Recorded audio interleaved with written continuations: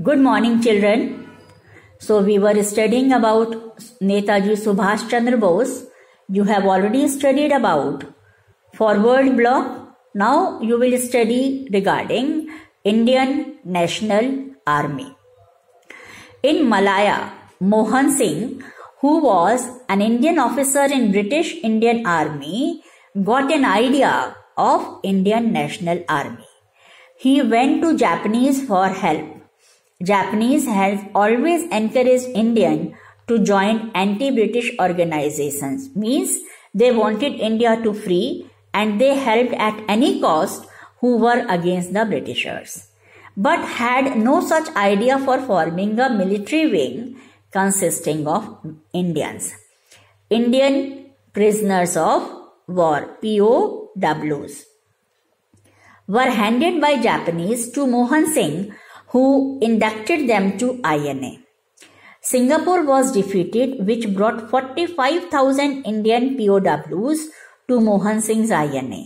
By the end of 1942, 40,000 people expressed their wish to join INA. It was clear that INA would go to India only on invitation of Indian National Congress and people of India. Now, what Indian National Army did?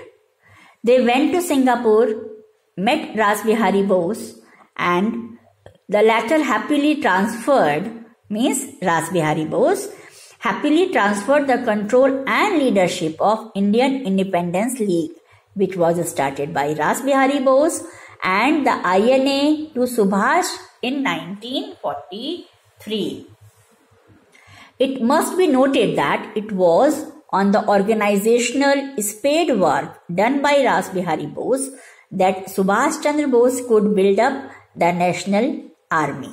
Means it was started by Ras Bihari Bose but taken over by Subhash Chandra Bose. So now Subhash Bose became the Supreme Commander of the INA on 25th August.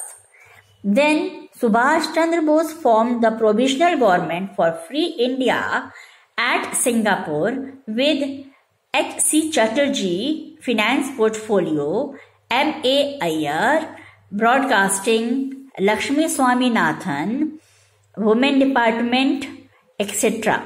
And he gave the slogan, "Give me blood, I will give you freedom."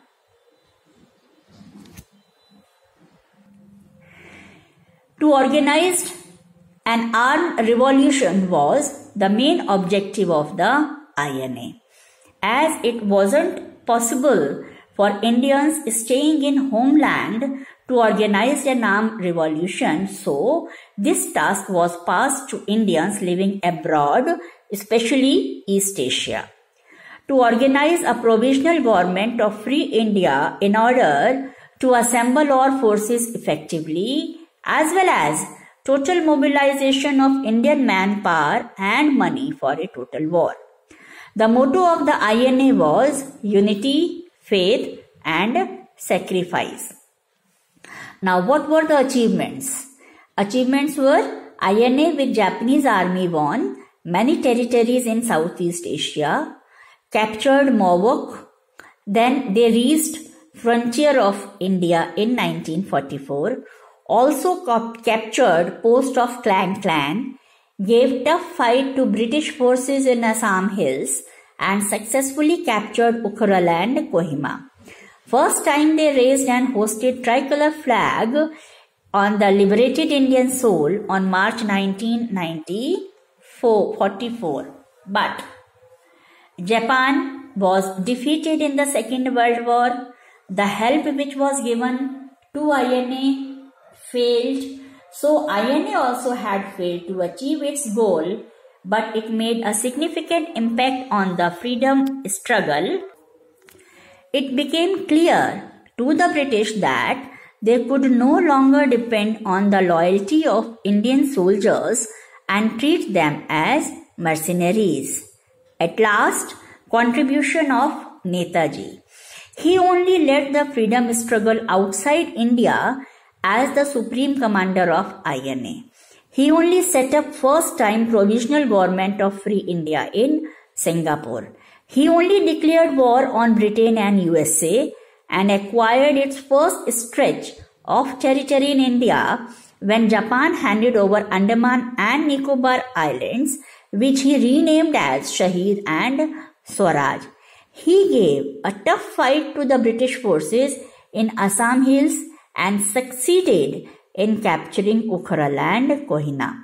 Then INA only set an inspiring example of patriotism. So my dear children, here this chapter also got completed.